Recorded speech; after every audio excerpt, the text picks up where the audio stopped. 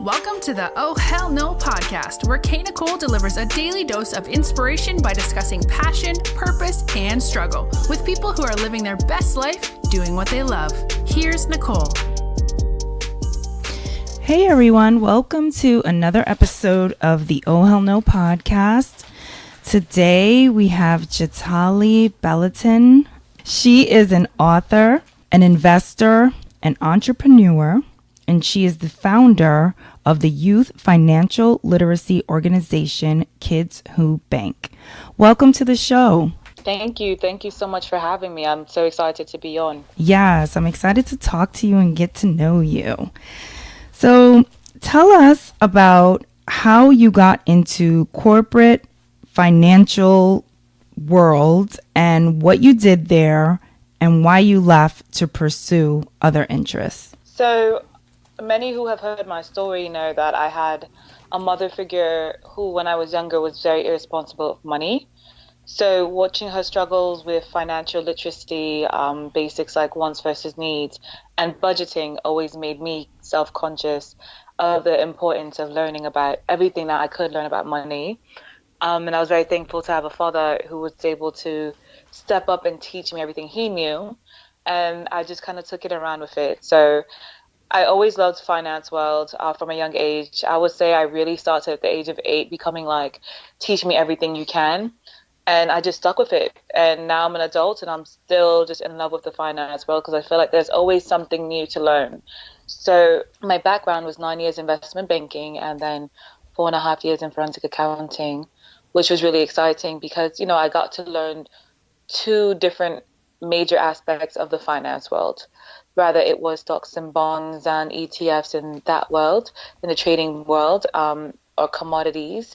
But then through forensic accounting, I got to learn about making sure, you know, let's say if you did hire an accountant, that they're not stealing from you, and ensuring that your business corporation papers are lined up properly so that if you get an audit, you're not owing the government tons of money, and the list continues. So it's a trickle effect, and that's really that was my background in the finance world. And when I left it, I just realized 2 things: that 1, there was always a ceiling above my head, and 2, I wanted to be a hands-on mom. And that was really the catalyst for me to leave, because I just knew it was time for me to do something where I would be able, especially during the first year of his life, be hands-on. So in the UK, they give you about a year of maternity leave to stay with your child, and Canada does the same thing. But here in the States, you're lucky if you even get 3 months. So I just knew that when I went back, the first 2 months that I went back, I was back for about 2.5 months. And I just knew in my spirit, in my gut, I could not be away from my child, like, for the first year of his life. And, you know, I just was like, what can I do to make money myself outside of the corporate world, but still do financial literacy and do something that allows me to be with my son and be a hands-on mom. And this was one of the things that I wanted to do. I was always passionate about it. So I created Kids Who Bank. And then I also, funny enough, most people don't know, I became a certified nutritionist as well. So, wow. Because I figured it would be a good way for me to make money from home without necessarily having to leave my house, and I could take clients over the phone or do video chats with them and still be productive. So I started to do that with like women who had postpartum and things of that nature. So that was like one of my ways to make money from home while I was getting, you know, Kids Who Bank off of the ground. Because of course, you know, especially as an entrepreneur, when you're starting something uncharted, it's like there's definitely a grace period in which you need to be able to feed yourself and feed your business and your brand. So I hope I answered all of your questions. Yes, you did. So the nutritionist, was that like another passion that you discovered you had? Like, how did that come about? Well, I've always known the importance of meal planning. And, you know, in the past, I remember one time having a doctor a long time ago tell me, oh, you would never have a kid. And, you know, I had a miscarriage and they were like, oh, we don't think you'll be able to carry a child to term. And then they told me, oh, you have a fibroid. And long story short, through changing my diet, I was able to get rid of the fibroid completely. And then, you know, of course, eventually now I have a son. So they were completely wrong. And that was without surgeries, but that was really through meal planning. So it's always something that I've been passionate about. And for my friends, I've helped them even before I was a nutritionist, before I became certified, I've helped my friends, rather it was losing weight or just regaining control if they had diabetes and things of that nature. I've helped them. So I was like, well, this is a skill that I'm good at, and I believe in the power of eating healthy, or eating properly. And even as a nutritionist, I truly believe that your blood type dictates what you should and shouldn't eat. So that was also an angle that most people didn't really tackle in the nutrition world. So that was really why I went into that, because I just knew I had something different to offer. But I realized that it wasn't necessarily my passion. And although I love cooking, I realized that I didn't love cooking for other people, unless it was like my friends and people that I truly cared for. So it was interesting because as I dived into that world, of course, if you're a nutritionist, one of the things that happens is, meal preps. And a lot of clients kept asking me, would you do a meal prep for me? And I was like, I don't enjoy cooking for strangers. So especially if you're just like a random person. So I was like, I don't want a meal prep for you. And it just kind of pushed me more into what I did love, which was Kids Who Bank and financial literacy, in that world. Wow, I love that. And I love the self-awareness where you're like, you know what? I like cooking, but not for other people. So this ain't for me. Like, Yeah, I think we all have our lanes. Sometimes some people have multiple lanes, but regardless of your lane, I feel like when you find what you're good at and what you're passionate about, stick to your lane. You don't need to like be captain save everybody, right? And I also feel like it's so important for us, especially if you're trying to become a millionaire. I realized that diversification, while it's key and it's important that you diversify into things that you're actually going to want to maintain. And I didn't want to put my passion and my energy into something that I realized I wasn't passionate about. Like, it's like you leave the corporate world because you realize this is no longer for you, and then you go and do something else that's not for you. It doesn't make sense to me. So I was like, no, not going to do that. good for you. So what are some of the things that you do through your organization, Kids Who Bank? So one of the things that we do, I have two books that I wrote, financial literacy books. One is a chapter book, and the other one is a picture book for teaching the same basics. And so one of the things that we do, we go into schools, we read the book to the kids. We also make sure that we have a finance curriculum. So the first year went into 137 schools. This year is our second year. We're about to complete 215 contracts of schools nationwide. So that's public, private, charter, the list continues. Daycares, you name it. And basically what we're doing with this finance curriculum basically is just teaching our kids these basics and making sure that their parents are also enlightened with financial literacy. And the last thing we do at Kids Who Bank is we create panels, which we do a lot, I guess. It's like a lot of tiers. And then those panels, we have entrepreneurs and philanthropists and basically the pillars of communities come out and they talk to communities surrounding them about their success tips. How did they become a successful entrepreneur? How did they build their brand? How did they, if they were a 9 to 5 person, let's say they worked in the corporate world, how did they get a bigger contract or how did they get a raise? Just everyday things that I feel like a lot of parents don't even talk to. And even something as having an insurance person or another nutritionist come through and talk to the parents and sometimes the youth that come and attend is so important to me. So we did that with our panels, and we have the finance curriculum, and we have the book. So each year we pick a certain amount of schools that we donate books and the finance curriculum to for free. So last year we did 32 schools for free, and this year our goal is to do 50 schools, so still counting. But we've been going around nationwide basically as well. Besides schools that are paying us to come in, we also find schools that we will donate our time to for free. Because I feel like oftentimes we say we want to help our inner city youth, but then we're not willing to do it, or some people are not willing to do it for free because they feel like, oh, that school has a budget or whatever. But, that person who holds the budget, are they spending it on the kids? And are they spending it on something that you think is important? And if they aren't, are you going to make those kids suffer because the gatekeeper is irresponsible? So that has led me to creating something where we also go in and do these programs for free. So that's a few of the things that we do.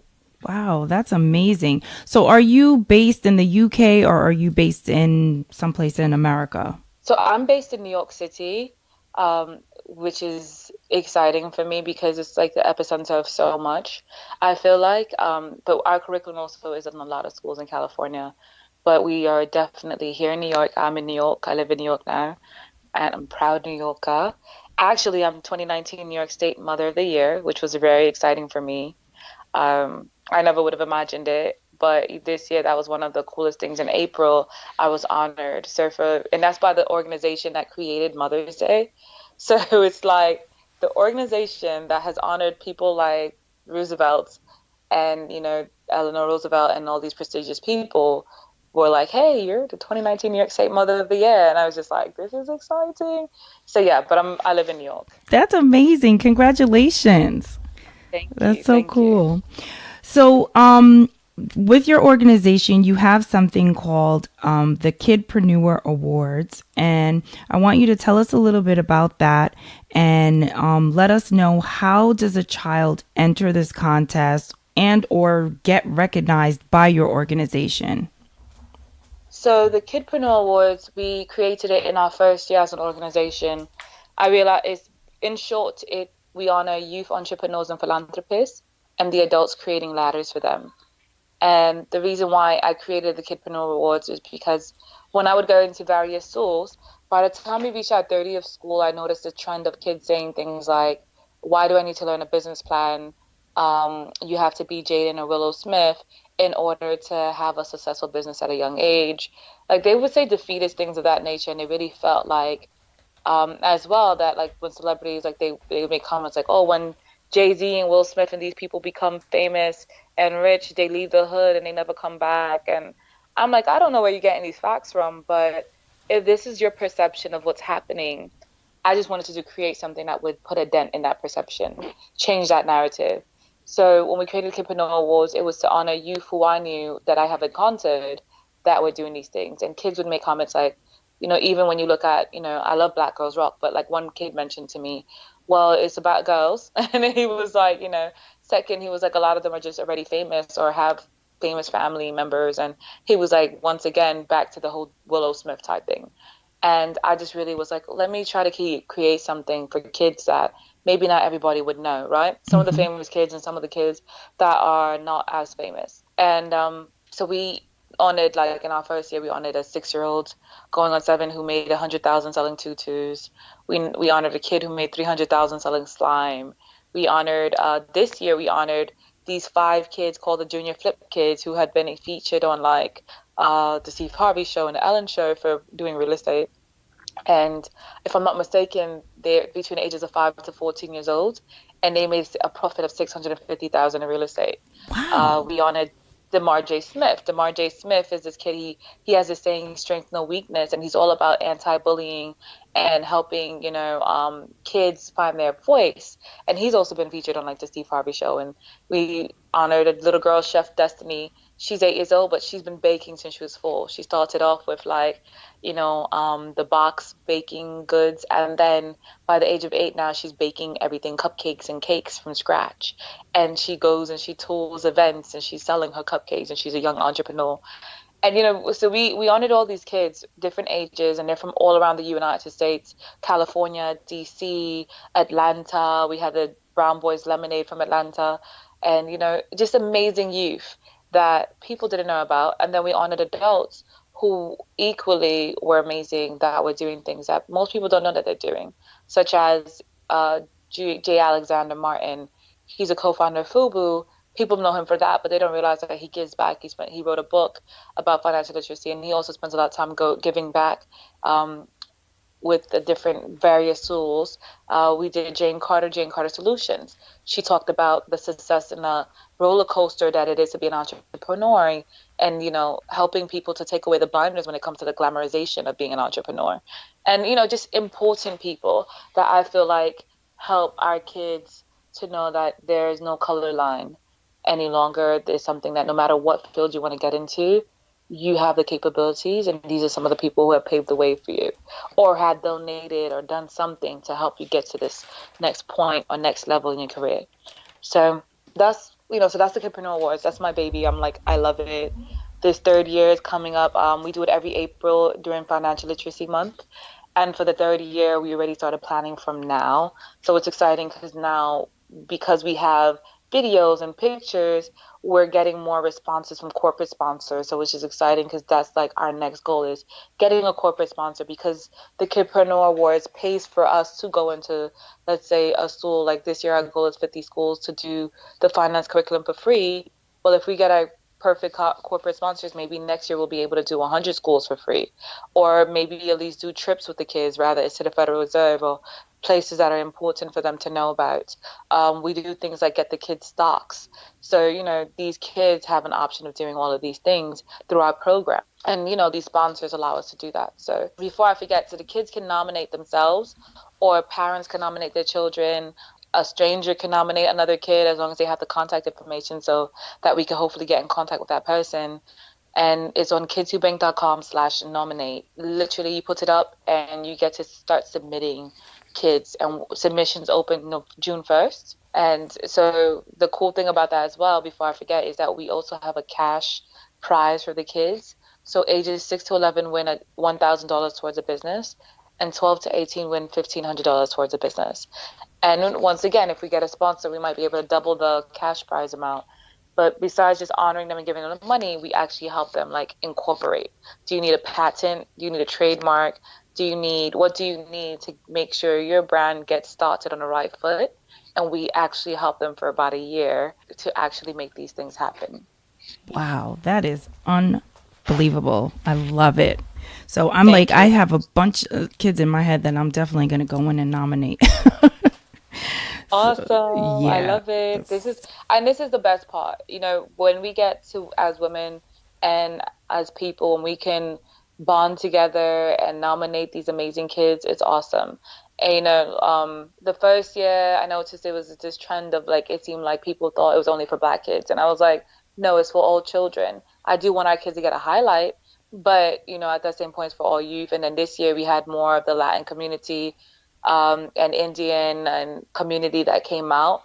And now this year already I have, it was interesting because a few Asian people from the UN and people of that nature reached out to me like, oh, we want to nominate our kids. Are other races allowed to submit? And I'm like, yes, come one, come all. Like, we just want the creme de la creme of kids.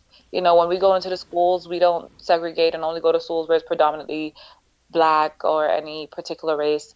I'm a mixed woman, if you've ever seen my picture, you could probably tell I'm mixed, but, I feel like I want it to be inclusive, and I want the Kid Preneur Awards to honor all of our youth, there's always going to be a special space for our kids, but I also want all kids to nominate. I want all kids to come and see and be a part of the festivities and be inspired by these amazing youth who I feel like as an adult make me feel like, what was I doing when I was that age?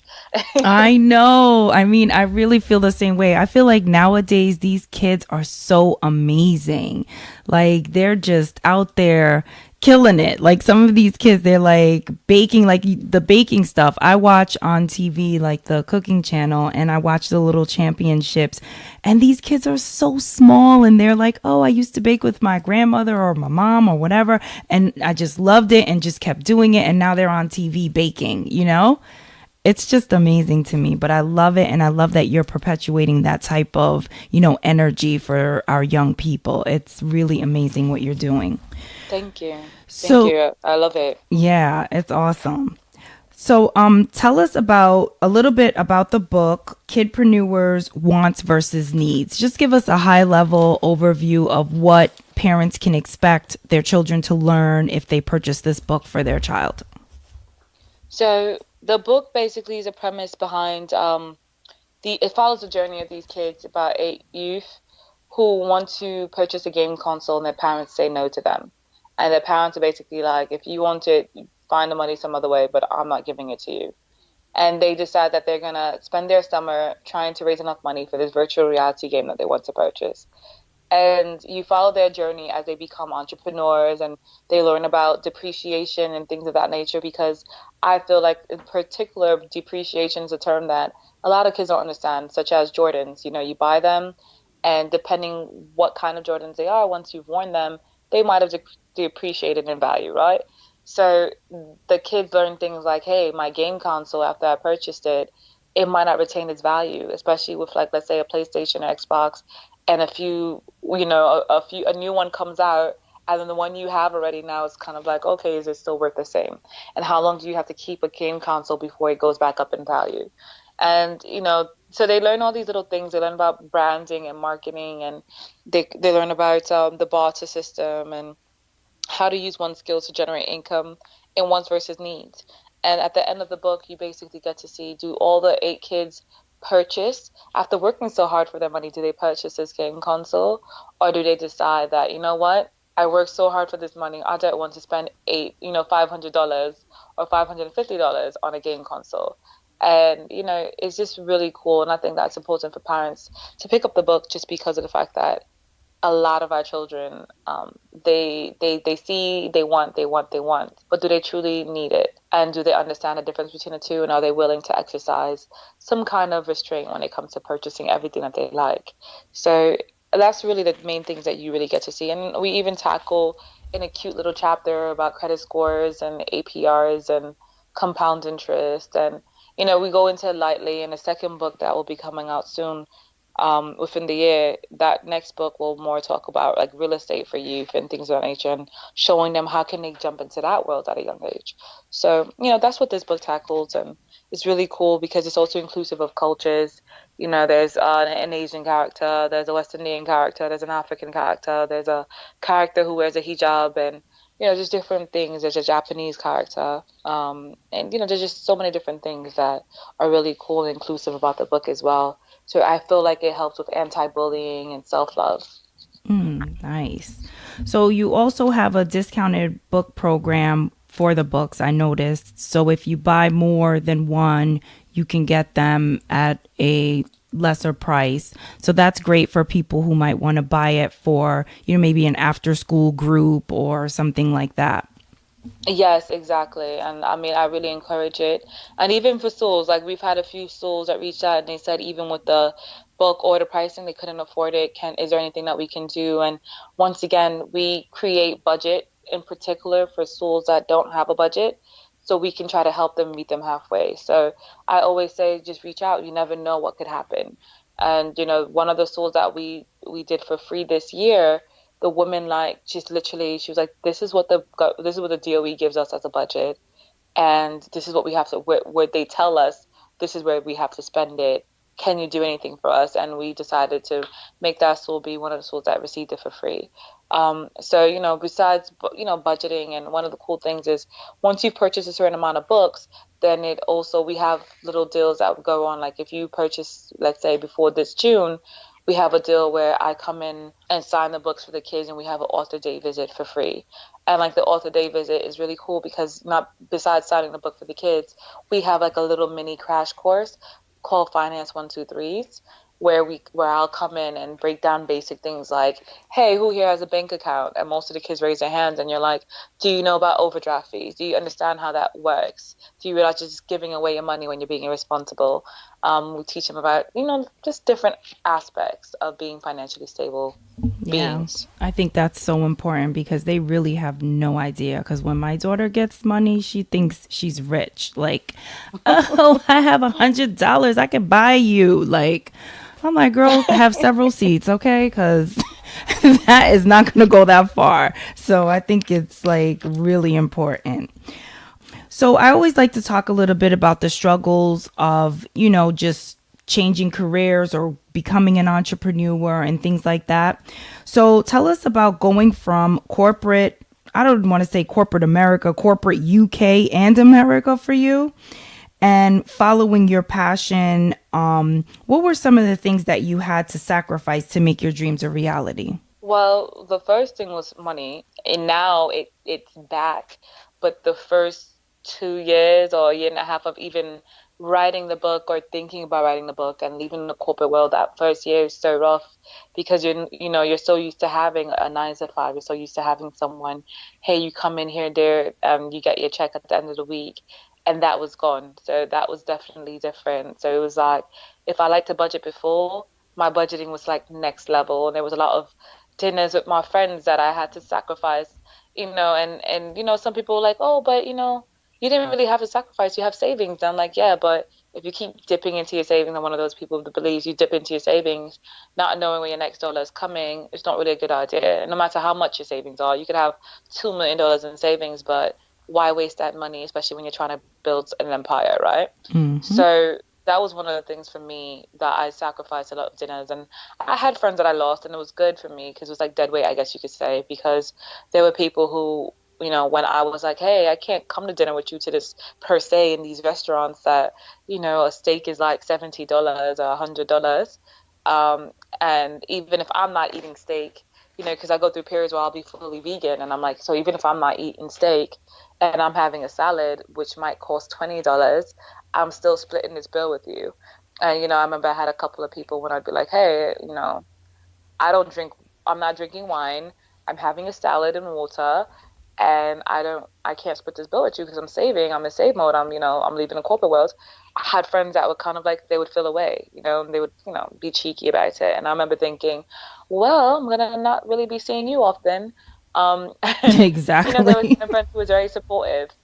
You know, there were certain friends who were just like, girl, I understand you, no problem. Let's eat here instead of going to the fancy restaurant that has a Michelin stars. How about we go over here and eat? And I'm like, you know, and those moments to me also strengthen certain relationships. And, you know, so if it wasn't about investing and saving, for me, I was just like, I had no interest. And even like Broadway plays, I love going to Broadway plays, but I had to fall back from that. So it was a lot of sacrifice in that. And then another thing was the power of rejection. I really learned, for me, you know, people think that, oh, you got into 137 schools your first year. That's awesome. And I'm like, well, you know, what you don't hear is that I called about 1,000 schools and was rejected like 700 and something times before, you know, out of the 137 schools. And the rest of them, you know, scheduling was an issue. So, you know, I had to transfer them to the next following year. But for the most part, not most people are willing to be rejected or said no to more than even 2 times. I know a lot of people who say, oh, I want to do this, but then the minute they get any kind of rejection or any kind of speed bump, they're like, maybe I don't want to do this. And, you know, and I see it, and it's funny because I used to be like, how could you say this is your passion? And then the minute someone tells you no, you allow that to stop you. And then after getting rejected a few times, I remember like, there were days I'm like, whew, do I really want to do this? Like, how many times am I going to get the word no? And it's everything's so silly. Like, I had principals tell me no because they were like, who has featured you? Has Forbes or Wall Street Journal featured you yet? And then I found out there was this whole thing in the DOE, like in principals, that there's a whole group of principals who, if you haven't been featured and you're not like a celebrity author or something of that nature, they're not really looking at you. And then, you know, I had people say things like, how many schools has your program been in? And I'm like, well, this is a test pilot phase. And they're like, oh, no, come back when you blah, blah, blah, blah. Or, you know, and it's interesting because then after I started circulating, and I even had a principal tell me, all right, kids are not smart enough for what you're trying to teach them. Oh, my God. I would hear all kind of rubbish. But then I had to just keep reminding myself that it's not about the ones who say no, it's about the one or two that say yes. Right. And before you knew it, I was in 100. We had more contracts than I even knew what to do with. And I was like, oh my God, what did I get myself into? And it was, you know, it was a beautiful feeling. But to get to that beautiful moment there were a lot of no's. Even like I remember, you know, reaching out to Wall Street Journal and Forbes and, hey, would you guys feature me? After this principals kept saying like, you know, no, because you haven't been featured by these major brands. And then they're like, yeah, how about you get some more results and stuff, and then we'll think about it. And I was like, man, you know, but now those doors are opening, and now those relationships are starting to be built, and you know, those rejections to me only made my skin thicker, and it just helped me to be more passionate. Although I feel like it didn't hit me as hard, I feel like, as it would hit certain people, because I also have done like real estate as an investor. And as an investor, when you're doing cold calling to try to find pre-foreclosures, you get a lot of people who just hang up the phone with you, on you, or cuss you out, and I don't want you to have my house. Stop calling my house. So, Oh my you get gosh. those calls. So when you're used to that kind of rejection, I feel like it kind of just made it easier for me to deal with any other kind of rejection. But Right. I will say, when it's your baby and it's something that you are passionate and love, and someone is doing that to you, it's kind of like it hurts a little bit more. But just keep in mind that that pain, at the end of it, there is a rainbow. And then at the end of that rainbow, there is a pot of gold.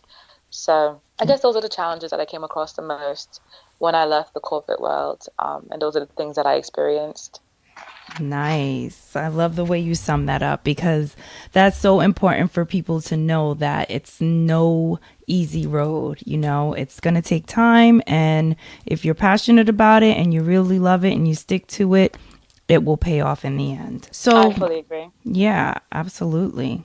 So, what is a basic piece of advice you can share for adults about their personal finances and also managing children and teaching them about their finances? So, like, if you had to give one piece of advice to someone who is already an adult and maybe hasn't always been very conscious of their expenses and their finances, and maybe they're, now becoming a parent and they're going to have a child who they need to teach, what would you tell them to kind of like maybe shake them up and get them on the right path?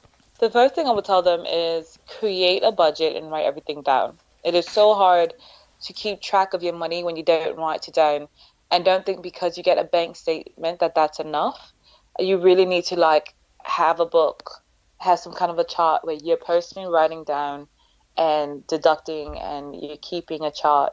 Because when you create your own budget chart and you get to see, this is how much money I make a month, and this is how much I'm spending on food, this is how much I'm spending on shoes and whatever frivolous things that you might like, or going to the movies or whatever it is, I think that it really hits home. And once you realize what you're spending your money on, create a budget so that you can actually hopefully stick to it.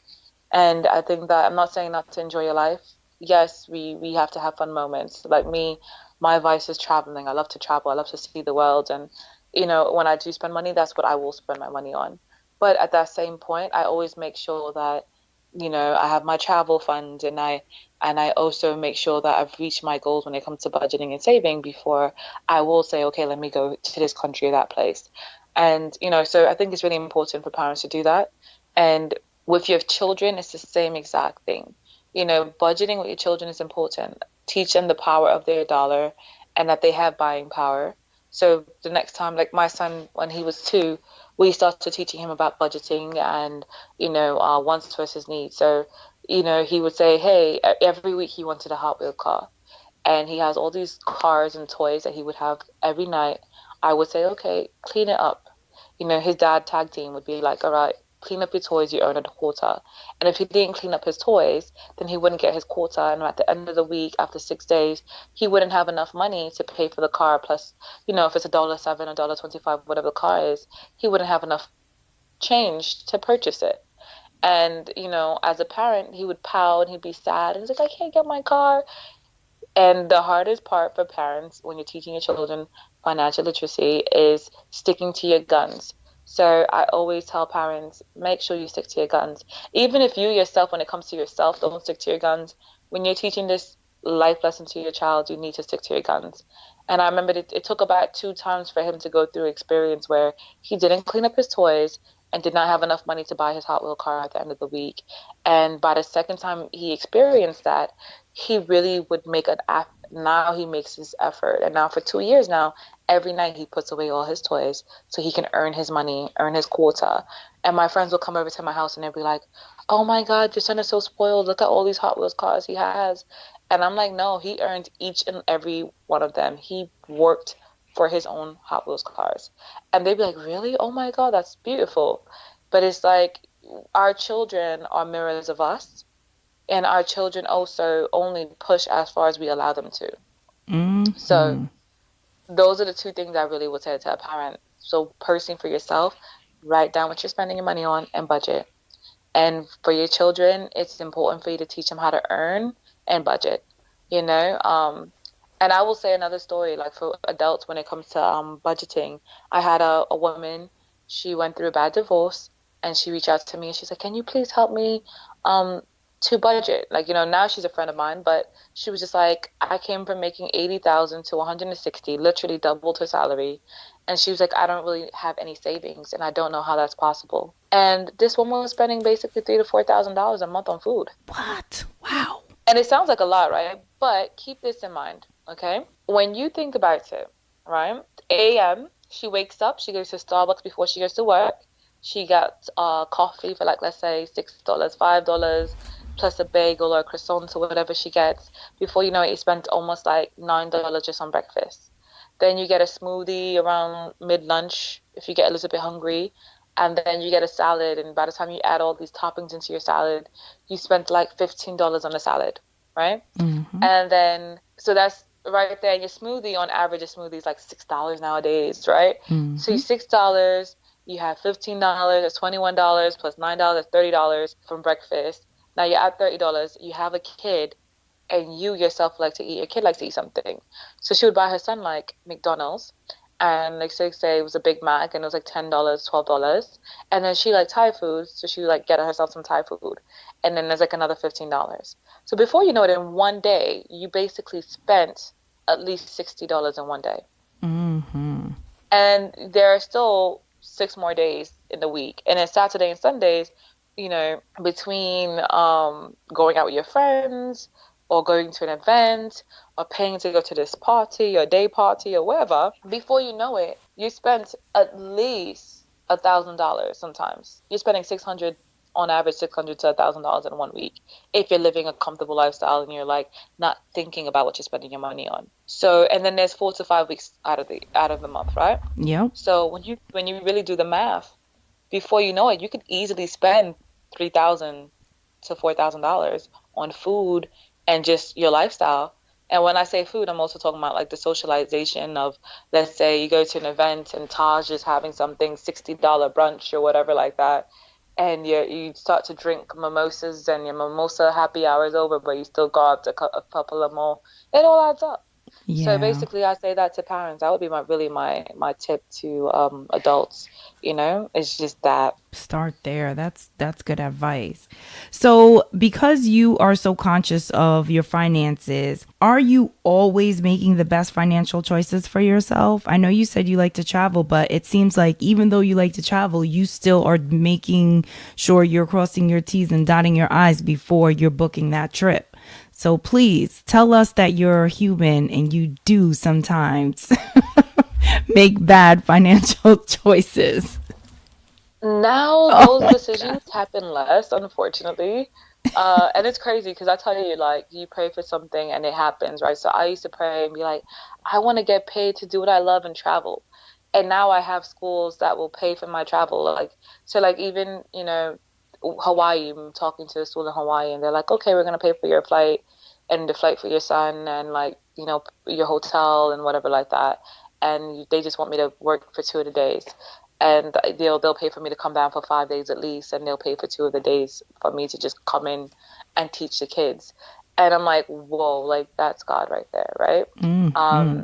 And these amazing moments are happening. So like, I've been through those immature moments, but now I'm in a different space, right? So my immature moments used to be, I used to purchase Gucci and Louis Vuitton, these things for full price, or I used to purchase, I spent $2,000 on a bag and all these rubbish. And, for me, one of the things I had to learn was I worked in forensic accounting for some major brands and companies. And Christmas time would come around and they would, like Marc Jacobs and these companies would give us free handbags, free laptop cases, free shoes, and these nice items. And things I used to pay full price for, here it was, I was getting them for free. So for me, that was one of my last vices, and it really put a dent in that vice. Because I was just like, well, the rich or the people who are connected don't pay full price, or sometimes they don't even pay for it. Mm-hmm. So what do I look like, paying for it or paying full price? So that really just changed my mind frame. And then, but my human moments are really still like food sometimes. Like, I love seafood, so I'll still pay for like a good lobster and certain things, and but for me that's like a budget, because I want to enjoy my life. So my human moments of that. Like sometimes, like if I go away, I went to New Orleans. Oh my God, I kind of wilded out. Like my food budget, because I do the envelope method. So and I use this app called Good Budget, and Good Budget is basically allows you digitally to do the envelope method. And in my envelope method for New Orleans, I was like, okay, I'm only gonna spend $150. And by the time I was done, honestly, I spent like $350 on just food in New Orleans Wow. because it's like you go into these Michelin star restaurants, everything is spiced and seasoned to like the next level. And I just was like scallops and lobster and white kingfish. I don't know. I don't know what I was doing, man. I came back. Not only did I gain weight after that trip, but like I looked at my app and I was like, oh, I dumbed out. Like I really just wilded out on that New Orleans trip. That's okay though. I mean, it's New Orleans. The food is good there from what I hear. So, I mean, you gotta, Yes, you have to go. yeah. You hear me? It Yeah. is an experience. New Orleans is an experience in itself, especially when it comes to the food. And I don't know if you're a foodie, but I'm a foodie. So Yes. for me, it definitely is an experience like no other. Yeah, I love food and I love seafood. That's like my favorite. So the envelope method, is it that you put a certain amount in the envelope and when it's done, that's it? So yes, so the envelope method is basically this old school style where, let's say, you have five envelopes. One says gas on it, one says food budget, the other one says bills, and the one says you know transportation if you're not using your car, whatever. I don't know. You find your items that you normally spend things on that you have to spend money on, and let's say one of them will be leisure, right? So the leisure envelope will get like $50 in each item. Your gas for the week, if you know your gas for the week is 35, you maybe put $40 in there. And once that $40 is spent, or you're getting close to that limit line, you know that, okay, you know what? I went above. That means for the rest of the week, I need to have peanut butter and jelly sandwiches or whatever the situation is to make sure I don't go above whatever I put in that envelope. And it's just a good way for you to keep on track with whatever your budget goal is. And so when you do it digitally, it's the same thing. It pulls it from your bank account and you put it in different envelopes. And once that envelope is about to be finished, it'll give you a warning and a heads up like you're about to go over your budget. And it just helps you to really keep track of how much money you're spending on particular items. And so that's one of my cool methods that I like to do. I love that. I'm definitely going to implement that. That is really good. Awesome. Do you feel that you are doing your purpose work? And if yes, what would you say it is exactly? It's weird. I'm one of those people, I feel like as we mutate and as we evolve, we're gonna keep, doing things, right? So Mm-hmm. I don't know if this is my final purpose for it, but right now at this phase in my life, I do feel like I'm definitely working my purpose. I'm doing what I'm walking the walk that I'm supposed to do. And I say that because it's interesting. There's so many blessings that are coming my way now that I feel like God has sent my way because he's showing me like you're doing the right thing. Like laws of reciprocity, as you do good and you give on to others, then the universe just returns that good back to you. And I firmly believe that. So I definitely feel like I'm in my purpose right now. But is this my final purpose? I don't think so. I feel like there is more. Because even like when I created the Kid Preneur Awards, I thought Kids Who Bank was the purpose, right? And I Mm-hmm. was like, oh, it's all about teaching financial literacy in the school systems. And now I would say daily get emails and notes from parents who are like, thank you so much for creating this because it's so important to see our kids in this light. And sometimes it makes me cry, like, right? Because I'm like, oh my God, like it's an overwhelming feeling to see people loving something I've created. And then there's other things that I know I have, like goals that I have, like I want to make a cartoon, and there's things that I want to do and accomplish, and who knows what that will lead to. And just recently I went to Capitol Hill. So when I won the American Mothers Award, they gave us a day in Capitol Hill where we met with local senators and congressmen, and one of them made this comment like, let me see, like you should probably run for office. I think you would get it. And I laughed at it at the moment, but at the same point, like who knows? Maybe that is my future. Maybe I'm gonna be a legislator and I'm gonna write bills into office. Who knows, right? Right. But that's the cool thing about living here in the United States and being in America and having American citizenship. It's like they're really like the limits. It's almost limitless as to the amount of things that you can accomplish and do in life. And so I don't think I'm completely reached my purpose. I don't know when I will reach my purpose, but I am walking on my path. Like I know that I am going the right direction. Yeah, and I do think that from doing this show, I was always searching for purpose. I was searching for my own purpose. And I figured talking to other people, but I'm starting to learn that it's an evolving thing, you know? And this year, it might be this thing that leads you into other things, that leads to other things, but just walking in a light that feels right. And you know, I feel like that is what we all strive to do, is to get on that path where things feel right, you know. So. Oh my God, I can't even, like, you hit on right. It's like when things feel right, because I'd have days where I had no reason to be sad or had no reason to not feel happy, but I would just be like, I'd wake up and I'd just be like, oh. And I just knew that it was like I felt heavy. I didn't feel light. I just felt heavy, and I'm like, and I would had this forced smile on my face walking into the office, like, all right, you gotta be peppy, you gotta be cheery today, because you know they're not used to seeing you look glum. But it's like those days are so far and few in between now, and like they're, you know, now it's like certain days I might be exhausted, that's one thing, but for the most part I'm happy and I love what I'm doing, and I wake up every day like, what can I do next, or how can I improve what I'm doing? And you know, there's just this extra gumph and energy into what I'm doing, right? So you know, so I say that to say, like, I can't say, when you start to get to that place where for no reason apparent to you that you feel depressed or you feel tired or you feel every day you feel exhausted, you walk in like, oh, this place again, it's time for a change. Yeah, definitely. Even if you don't know where you're going to go or what to do, I feel like the best thing you can do is put yourself in a position that you at least have enough savings that you can walk away and make that change and give yourself time to explore and learn the person that you're becoming, or the person you're meant to become. Yeah, that's great advice. So I want you to share an oh hell no moment. And an oh hell no moment is a moment of shock or disbelief. It can be experienced alone. It can be experienced with someone else. I want you to tell us about a moment that has taught you a valuable lesson or has changed your perspective on something, but in that moment you were like, oh hell no, like this is not happening. And it could be a positive moment or it could be a negative moment. Okay. Since the negative thought came to my head first, I'll just share that. I remembered I don't know, it's really superficial, but like, so I like to wear natural curly hair, and I've always really done that, even in the corporate world.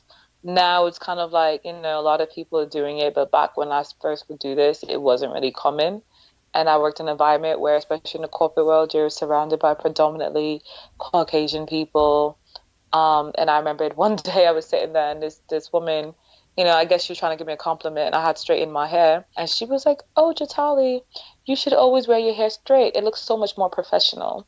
And it took everything in me to not like hit her. Like, and I'm a tomboy, so I've been boxing and doing Tai Chi and kickboxing for so long. And when she said that, I don't remember the last time I remember wanting to kick somebody or hit somebody, but that day when she said that to me, I just really was like, it took everything in me to have a woosah moment. And I was like, oh hell no, she didn't. Like, did she really try to tell me my curly hair don't look professional? And I just was just like, wow. Girl. And then sure enough, like after that, you know, the next day I came back with my hair like all curlied up again. Of course. But, that is, you know, so I'm very happy now to see where we have come as people, like how far we've come when it comes to that, because now, like, I feel like women can wear their natural hair, and whether somebody doesn't like it or not, if they do say something so disrespectful to them, there are an ethics code in place where you can write them up for it, right? And there is something supposedly in place now where they're working on solidifying and strengthening that. But now you can't tell somebody that it's not professional to wear their natural hair to work, and you know. So anyway, that was the oh hell no moment. That popped into my head when you first said it. So I'll share that story. That's so ridiculous. Yeah. People in the hair thing is crazy. I had a coworker say something to me about my hair today too, and I'm putting her on blast because I just think, I don't know, I don't get it. So she was like, "Oh my God, your hair looks so nice today. I'm so impressed with your hair. It's just, so long." Because a lot of my other Black friends, they're always, making comments about my hair because she's Indian and saying, "Oh, if you ever cut it, give it to me," and, things like that. Oh, God, are you kidding me? So I was like, listen, so she said when she first saw me, because I have long hair, she was like, "I thought that it was a weave." But then I was like, "No, it's not fake. It's real. It looks," and I said, "Listen, whenever you see someone of color, assume everything is real about them unless they say otherwise, because there are a lot of Black women with long, beautiful hair. And, it's not an anomaly. Like, whatever you think, like, there are women out there who are of color that have a lot of hair, beautiful hair. They can wear it curly, they can wear it straight, and they don't all necessarily need weaves or extensions or wigs. And then there are a lot of Caucasian people, other people of other ethnicity, whatever races, that wear weaves, wigs, and, pieces. So let's just clear that up. 100%. First off, oh, sis, I feel you. You did good for not knocking her out for that one. But I actually like her, so I was like, yeah, I like her. So I said, let me take this moment to just, educate her on that, because maybe she really doesn't know, and maybe she does have a couple of friends who, don't, those comments and made her feel like this is right. The way things are. Yeah, because they don't have, whatever, so they say, "Oh, whatever," but that's not the norm, and that's not, the case. So, sis, I feel you. I mean, even a woman I worked with, I like her, and even afterwards, the next day we had lunch together and we had a good conversation about it. And it took me a while though. I didn't, the day that she said I felt so offended, I was like, you know what, this conversation is going to go left any which way. And I know that about myself, and it's important to know who you are. So I knew that day was not the day to have that conversation for me. But the next day I had lunch with her, and I was like, I will tell you, I took offense when you made the comment that you did, because it's to imply that my hair, when it's naturally the way it is born and raised out of my head and grows out to my head, is not professional. And that did make me feel away. And she was just like, "Oh my God, no, I mean, I think your curls are beautiful, but, and I was like, and I understand what you're saying. I understand. But, that's, I know that I know how I felt. But at the end of the day, it's really, it's sad because, unfortunately, we have a lot of our own women who don't think their own hair is professional for the workplace. And I've heard women of color, not to pick on any other demographic, but I've heard women of color themselves, Black women, who have made comments like, "Oh, that chick with her natural, fro, it looks so kinky, it doesn't look good with that suit. She needs to go, put a wig on or something while she's growing it out." And I've heard so many comments from our own women that sometimes that self-hatred is real. Like, that self-hatred is sometimes realer than anything an outside person can say or do. And, so it's something that, it's a mind frame and it's a mindset that we're changing, not just for other races, but for ourselves. Yeah. And it's sad. So Absolutely. Even hearing somebody might have made a comment like, "Oh, when you cut your hair off, can you give it to me?" Right. I couldn't believe that her friends were saying that to her. I was like, "Oh, hell no." That was my "oh, hell no" moment today. I was like, I've heard it. Like, I've been in the African shop getting braids because I like getting twists and stuff like that, saying like a Lee's twist. And I've been in a shop and I've heard the women make jokes and comments, and I've, regular, our African American women making these kind of comments and stuff like that. And, and I'll hear them say it, but it makes me cringe. yeah. And, I feel like it's just like, love who you are, Mm-hmm. And Yes. and then if you don't love who you are, and you just, or if you, and it's not that you don't love yourself if you want curly or Indian or whatever kind of hair, that's fine. But don't down somebody for not wanting what your aesthetic is. Exactly. Whatever your eye thinks is appealing, don't judge anyone else for it. Right.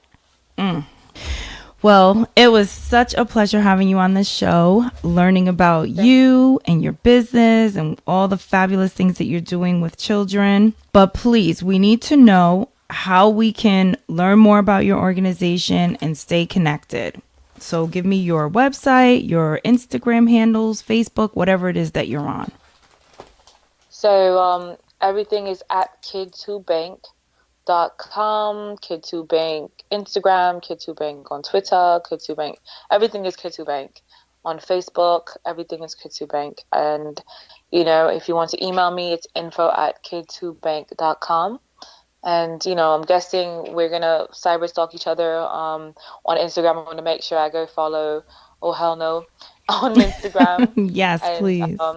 After I do that, I guess if you tag me, then we'll be able to follow me on there as well. Find me on Oh Hell No's page. But, reach out. I always love talking to you guys and seeing, if you have a question, whether it's about real estate investing or getting your curriculum into a school or whatever, or giving back in general. How do you create a nonprofit? The list continues. Feel free to reach out. Great. Thank you for listening. Be sure to subscribe and rate the show.